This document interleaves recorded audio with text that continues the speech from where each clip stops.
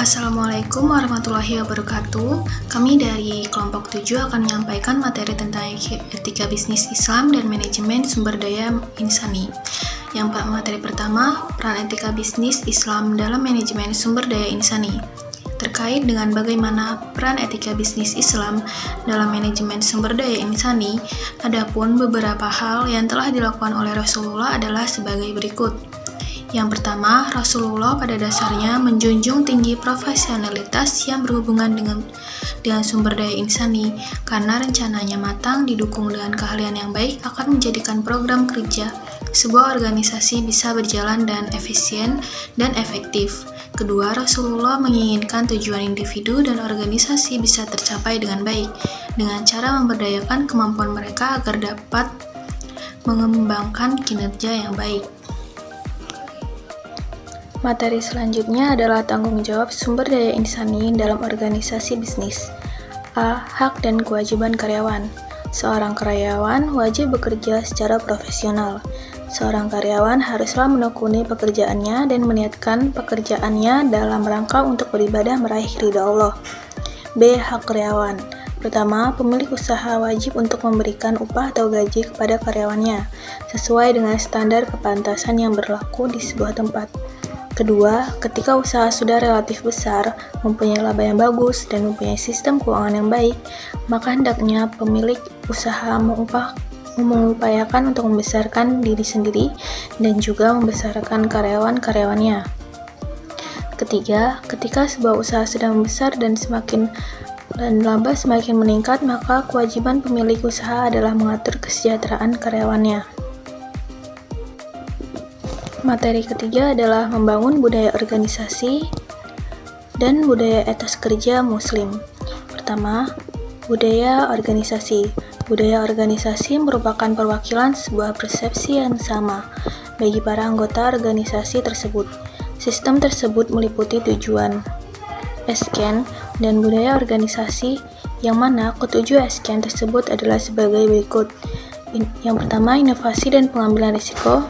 Kedua, perhatian yang rinci, orientasi pada hasil, orientasi pada manusia, orientasi pada tim, keagresifan, dan stabilitas. Kedua, budaya organisasi perspektif etika bisnis Islam. Adanya budaya organisasi perspektif etika bisnis Islam seperti yang dijelaskan oleh Aryawan Amin, yang akan dijelaskan oleh Firly.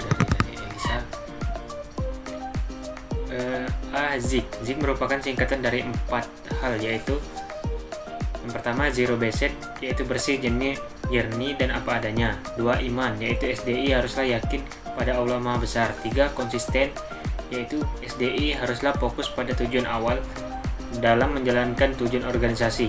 4. Result oriented, yaitu SDI harus mampu menyeimbangkan antara tujuan dunia dan tujuan akhirat.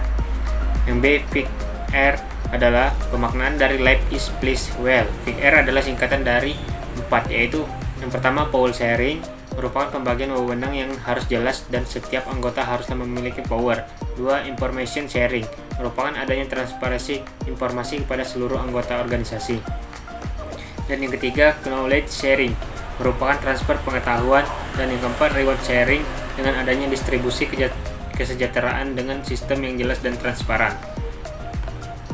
Yang C, MIC-R. MIC-R adalah pemaknaan dari Life is a Place Welfare. Adapun MIC-R adalah singkatan dari yang pertama militan, yang dimaknai sebagai salah satu modal utama untuk mendorong motivasi SDI dalam bekerja dalam sebuah organisasi. 2. Intelek, yang dimaknai dengan menunjukkan cara berpikir dan memandang bahwa semua harus didasarkan oleh akal sehat. Dan yang ketiga, kompetitif, yang dimaknai sebagai kemampuan dan kesiapan untuk selalu bersaing dalam kebaikan. Dan keempat, regeneratif, yang dimaknai sebagai pemberian kesempatan yang sama pada seluruh SDI dalam sebuah organisasi. Yang ketiga, etos kerja muslim.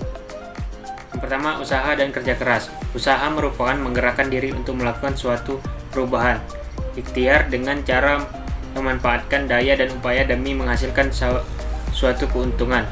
Sedangkan kerja keras adalah melakukan suatu pekerjaan. B. Motivasi dan produktivitas kerja. Yang pertama, efisien, dengan cara mendayagunakan SDI yang ada. 2. Efektif dengan cara melihat hasil dan kegunaan sesuai dengan target pencapaian yang diinginkan oleh individu maupun organisasi. Yang ketiga, kualitas dengan melihat capaian dan kegiatan yang ada suatu dengan harapan dari banyak pihak terkait spesifikasi, standar, dan kegunaan. C. Perubahan sosial. Yang pertama, isi, yaitu proses perubahan sosial dikarenakan suatu ide baru diciptakan dan dikembangkan dalam masyarakat. 2. Diffusion, yaitu adanya proses di mana ide-ide tersebut disampaikan melalui suatu sistem-sistem dan hubungan sosial tertentu. Yang ketiga, COQ, yaitu proses perubahan yang terjadi dalam sistem masyarakat. Dan yang keempat, peran etika bisnis dalam membentuk etos kerja Muslim. Makna etos kerja dalam Al-Quran dan hadis yang sesuai dengan etika bisnis Islam melalui beberapa indikatornya di bawah ini. A. Hidup sederhana. B. Jujur, amanah, dan dapat dipercaya. Dan C. Bekerja dengan ilmu dan pengetahuan. D. Tolong menolong dan berlomba-lomba dalam kebaikan. E.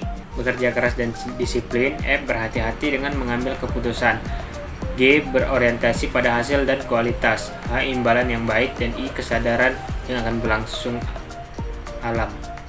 Itulah yang materi yang dapat saya sampaikan dari kelompok kami. Sekian, kalau ada salah saya minta maaf, dan kepada Allah saya mohon ampun. Saya ucapkan wabillahi taufiq wal hidayah. Wassalamualaikum warahmatullahi wabarakatuh.